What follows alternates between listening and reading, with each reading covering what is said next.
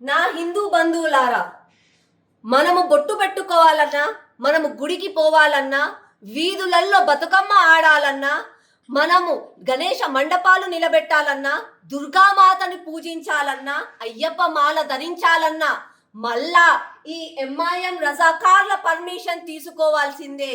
మళ్ళా వీళ్ళ చేతుల కింద మనం బతకాల్సిందే. ఈ కుట్ర చేస్తుంది ఎవరు? మన ముఖ్యమంత్రి రేవంతం ఖాన్.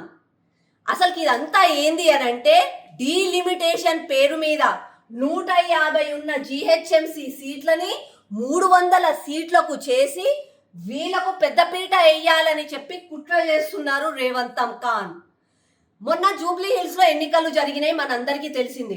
అయితే జూబ్లీ హిల్స్ లో కాంగ్రెస్ ఎంఐఎం మధ్యలో ఒప్పందం ఏంది అని అంటే, మీరు ఎంఐఎం వాళ్ళు కాంగ్రెస్ అభ్యర్థిని గెలిపించండి, మేము రాబోయే జిహెచ్ఎంసి ఎన్నికలలో మీకు పెద్ద పీఠం వేస్తాం, మేయర్ పీఠం మీకే ఇస్తామని చెప్పి రేవంతం ఖాన్ ఆ రోజు ప్రామిస్ చేసిండంట. ఆయన ఇచ్చిన మాట నిలబెట్టుకోవాలి కదా, ఇక వేరే మాటలు ఏవి నిలబెట్టాడు. ఇచ్చిన గ్యారెంటీలు తెలంగాణలో ప్రజలన్నిటినీ పక్కన పెట్టేసిండు. ఆయన ఇచ్చిన మాట నిలబెట్టుకోవాలని చెప్పి 150 ఉన్న డివిజన్లని 300 డివిజన్లుగా చేసి అందులో వీళ్ళకు పెద్ద పీఠం వేస్తారంట. జనరల్గా కూడా డీలిమిటేషన్ జరిగినప్పుడు ఒక సైంటిఫిక్ ఎవిడెన్స్ తోటి ప్రణాళికబద్ధంగా దేన్ని ఎలా డివైడ్ చేయాలో చూడాలి. రోడ్ల పైన తిరుగుతారు, చూస్తారు పాపులేషన్ని బట్టి. కానీ అవన్నీ ఏం జరగట్లే. కానీ డీలిమిటేషన్ 150 నుంచి 300 అవుతుంది. ఎట్లయితుంది?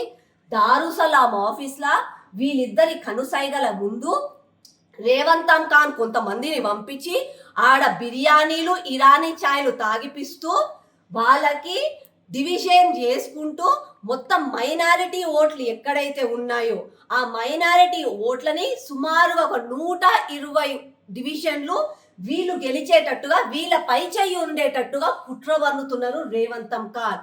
ప్రజలారా ఒక్కసారి గ్రహించండి వీళ్ళ కుట్ర ఏందో. అంటే మన జిహెచ్ఎంసి 150 నుంచి 300లకు తీసుకుపోవాలి, అందులో 120 సీట్లు ఎంఐఎం అభ్యర్థులు గెలిచేటట్టుగా చేయాలి, వీళ్ళకి అడ్వాంటేజ్గా ఇవ్వాలి. మళ్ళా మనము రజాకార్ పాలనల బాధలు పడుతూనే ఉండాలి. ఇది రేవంతం ఖాన్ ఒక కుట్ర.